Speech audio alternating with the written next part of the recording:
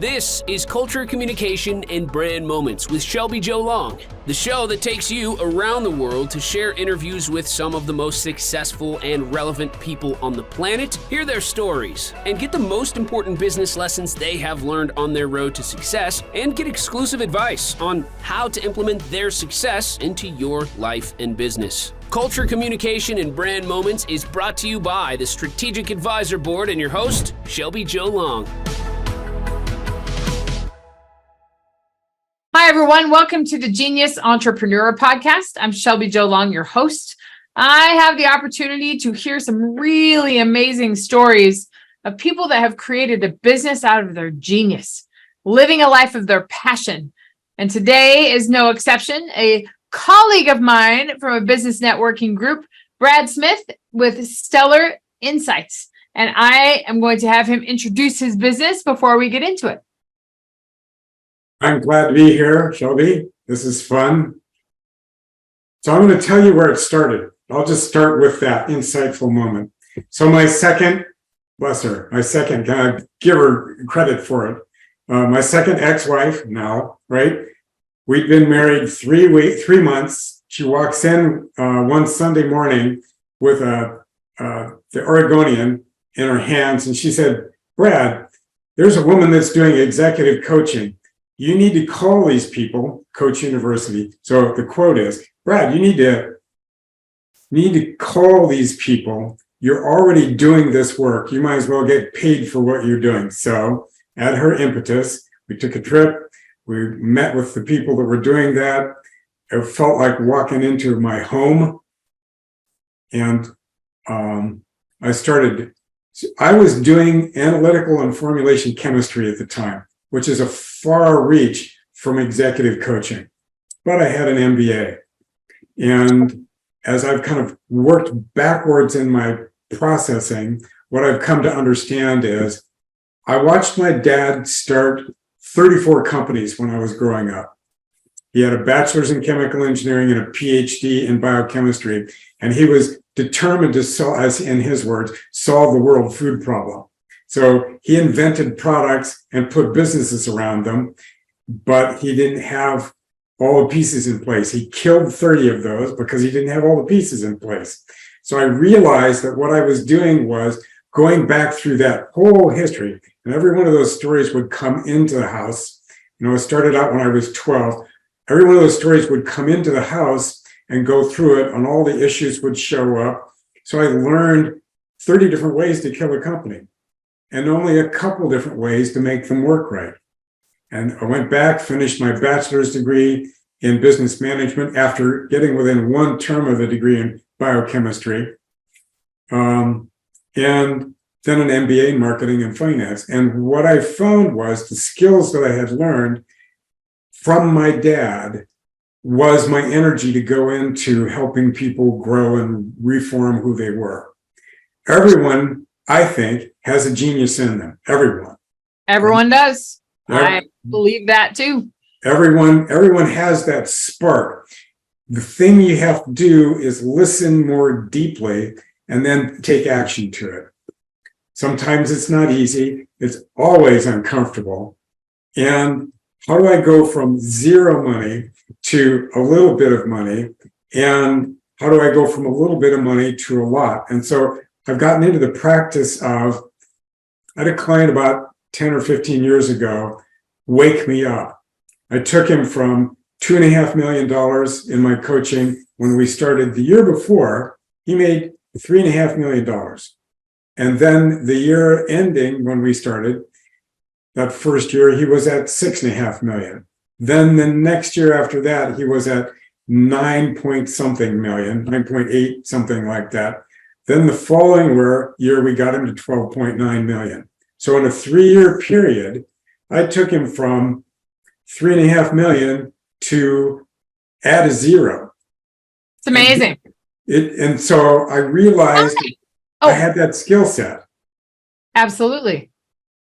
But I bet you realized it before then. So I want to go back to the book title that I think you mentioned, 30 Ways to Kill a Company and a Few Ways to Save It. I think that's a book. I like that. I think that's a book. I'm in the publishing industry, so when you're interested in writing that book, or if you need somebody to write it for you, we can take care of that. But I think that's a great way to see it. But I think what that points out to is these fundamental principles that you need in business to succeed. And they're not unique to every single person. They're pretty consistent, and you can help identify those things. I would guess that's what makes you a pretty good executive coach. I listen, right? I listen, but I had a friend of mine 40 years ago say, Brad, when you listen with your whole body, right? Yeah. It's like what I do is I listen to who they are and what their business is and what the market is. So there's 6 parts to a business. I'm literally composing a TED Talk on this. Like, what are the 6 parts of a business, right? There's finance, obviously. There's marketing. There's sales. Most people lump those together. Those are not the same animal. No, so finance, marketing, sales, human beings, talent is critical in a business. And then, of course, there's product production, right? And then, come on, there's another one in there somewhere. Research and development, which is the household I grew up in, right? And so for companies at a certain level, research and development is just the thing that trips, and then they start falling down the mountain. And then they get to a place where eventually they've got it all working, but you have to learn how to watch all 6 of those pieces, the business parts. So are your finances, is your cash flow, is your marketing, is your sales? Do you actually understand your market? Who are you selling from? And if you start from the customer's perspective and walk back to your business and all the steps that have to happen in order to make sure they get what they want, or even things like Steve Jobs did, even things they don't know they need, but they want. So it almost sounds like you ride and I think the lines between consultant and coach are pretty well blurred nowadays, right? Yep. So you go in with the solution, like you're a consultant. What do you think is the coaching part of what you do? You talk about listening. I think that's such a critical piece because each business is different, each person is different, and so it's helping them step into their leadership role. That's all a different process for everybody. Can you talk about some of your methods or how you help people discover how to improve at what they do? The most important thing in any business is energy, right? And if you stop and really, really pay attention, my first retail job, right? I worked in a small retail chain, and I noticed that the store manager, everybody matched his personality. And so it wasn't just that he chose certain people, it's that the universe provides you people that you will resonate with and if you would like. The law of attraction, right? Yep. Oh, that's a deep, I'm writing a book on that. Yeah. That I've got a written book on. So almost complete. Yeah. Synchronicity is real.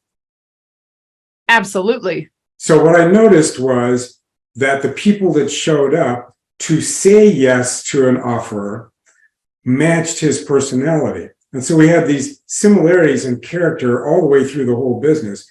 And there were pieces that were missing. So what I have noticed is, how did I get started into this? At any rate, when we pay attention to ourselves, we pay attention to the people around us.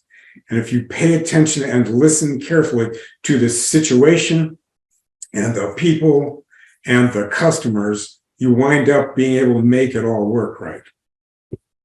That's not the question you asked me. What was the question you asked me? I don't even remember. We talked about the law of attraction and the energy. We talked about energy, right? So energy, there we go. Your leadership. I talk about a leadership charisma, right? Like everybody has different leadership qualities that resonate with their audience. and they're different for everybody. And people are attracted to that and they want to follow that and they consume the energy, and then that becomes a part of their whole team. So, right. But there's another piece in this. If you're a good leader, it's not your energy that gets it done. And what you're doing is you're aware of the motivation in each individual, not a subconscious thing. It's a conscious thing. And you consciously go after listening deeply enough to find the motivations in each person or each group so that they come to you. You know, there's the flywheel effect that has been talked about, written about. So that flywheel effect, people want to be part of a winning team.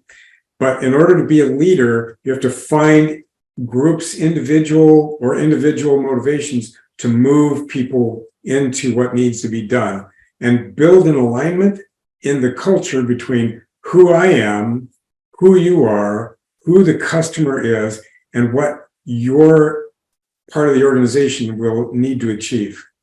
Alignment. Talk more about that. How influential in your executive coaching in this new-ish role that you have? It sounds like it's been something that's foundational to your life, but now it's a center of your business. Talk about alignment. I mean, because there's an internal alignment, and then there's an alignment with you and your team. Then there's an alignment with you and the clients and customers. Can you talk about that concept a little more? Well, the first thing I would have you do is talk to the people that are closest to you and have them tell you the truth about where you're full of garbage.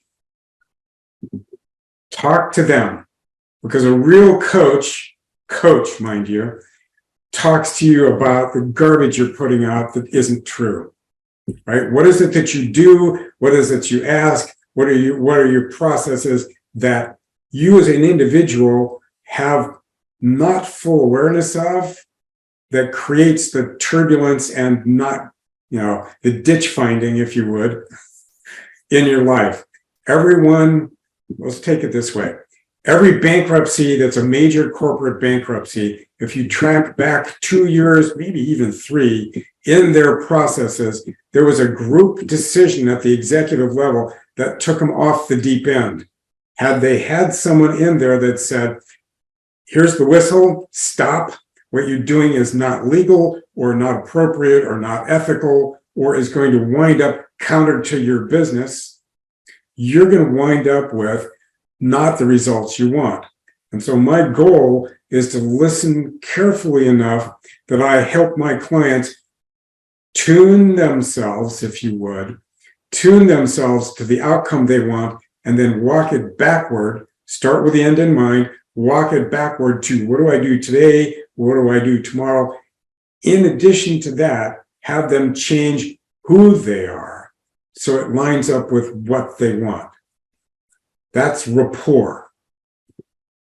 So if I'm listening to someone, I watch, is there a way I can build rapport with this person? And what is it that we have similarities with? What do we not have similarities with? Some people you have rapport with, some people you'll never get rapport with, but you can work with them if you listen carefully. Sure. Sometimes I'm in the communication space, been there for a long time. I teach it, and it's the foundational to my business. But that, I think, is a piece of communication that people forget about. And it's the listening and which allows you to understand and empathize with your audience. And that is something that we forget because we think of communication as speaking and connection and ethos and pathos and how do we connect? How do we persuade? But you got to understand what they need before that connection can really happen. So the first question I'd have someone ask them if they're an entrepreneur, where are you on the empathy scale? Do you know what someone else is feeling when you're doing it? Some people have no idea what someone else is feeling. They have no idea what they themselves are not, feeling. So it's like, if you don't understand emotions, work on your EQ. It's critical. Find your ability to empathize. Empathy runs from little bitty sprinkles to little dribs to a whole ocean. When I walk into a room, Here's an example. I was leading a training for a group of 24 educators in a business. And it was a long, skinny room there. We had 2 rows on either side. And I looked this way and I was working with someone here and I felt someone shift behind me. I had my back to her. I felt a shift. And when I got finished talking to this person here, I turned around and pointed to her and I said, "What did you just think about?" And she brought out this whole new subject that was possible. And that was empathy that's possible. Feel a room and you'll feel what to do in order to move them. Absolutely. Absolutely. So Brad, what would you say to somebody that was thinking about starting a business, thinking about stepping into the uncomfortable life of an entrepreneur, facing that fear? Because there is the fear factor, right? Like sometimes we get comfortable in our own space. We get comfortable with the salary that we have. We get comfort in that. What would you say to encourage somebody, one of those potential genius entrepreneurs out there, to put their stamp into the marketplace? What would you say to them? Start with, is there a market for what you want to build, to provide? Market first, right? Then you have to have buyers, right? And then how do you reach the buyers? And then the whole production thing, okay?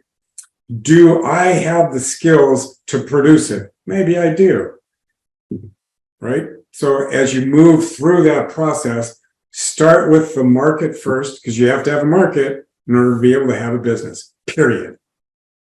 Which were part of the 30 that killed my dad. I swear that's a book. I swear. Yeah. That's a book. No, I think it's such a, I think with genius entrepreneurs in particular, when I've worked with a few of them, it's, you have this great idea and it's your genius and it's idea that everybody should know about and everybody should learn about, but that doesn't mean that there's a market for it. So I think that's something that we have to think about too, is yes, we can have this genius idea, but is there a space in the market and a match in the market that's going to resonate with? And right. That's a very, very important question for people to ask themselves before they step into it. So. Yep. So start with that and then walk down through all the entrepreneurial skills you think you need, and then go to someone who you trust, that trusts you, and open up and lay it all out for them and tell them where your garbage is. Yes, agreed. Simple steps. They should reach out to you and say, "Hey, how do I get this off the ground?" Do you work primarily with startups or do you work with established businesses? I normally don't take a client because they can't afford me. Yeah. I normally wait until they're about 2 million before I start. Okay. 2 million revenue. Am I cheap? No, I'm not. But I love the fact that I have made several millionaires when they didn't think they could. And I'm in the process of making 2 billionaires. That's a pretty good resume. Yep. It's fun. Where can our audience find you if they're curious about? Well, look behind me here. StellarInsightInc.com is my website, and they can set up an appointment with me from there. That sounds good. And I imagine we can find you on LinkedIn too. Oh, absolutely. I'll be sure to include all of those links in the show notes so everybody has access to them. Thank you. Are there any other pearls of wisdom you want to give to our audience today before we sign off? So there's one little piece more. The people that are intuitive are more genius. Okay? Those are the people that have a pretty good pipeline into the whispers that come from their unconscious, if you would. And if you're not there yet, consider meditating. Find a method that works for you. I don't care which one it is. Spend time being silent.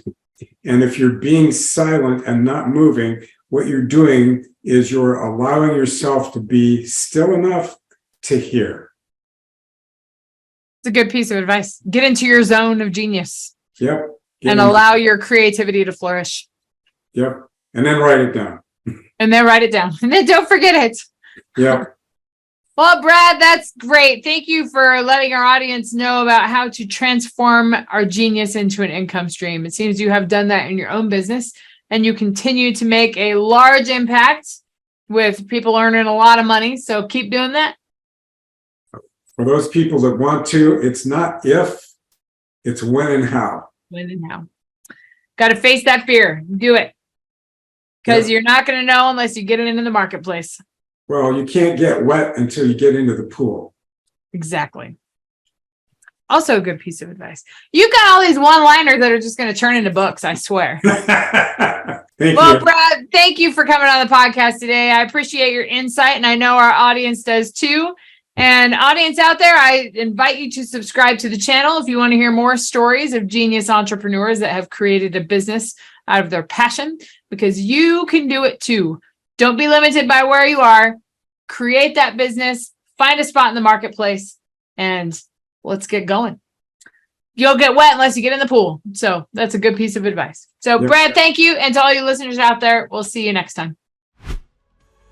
Thanks for listening to Culture, Communication, and Brand Moments with your host, Shelby Joe Long. Please leave your feedback and visit strategicadvisorboard.com to get the latest and greatest business advisement on the planet. Follow us on social media for updates, and we will see you on the next episode.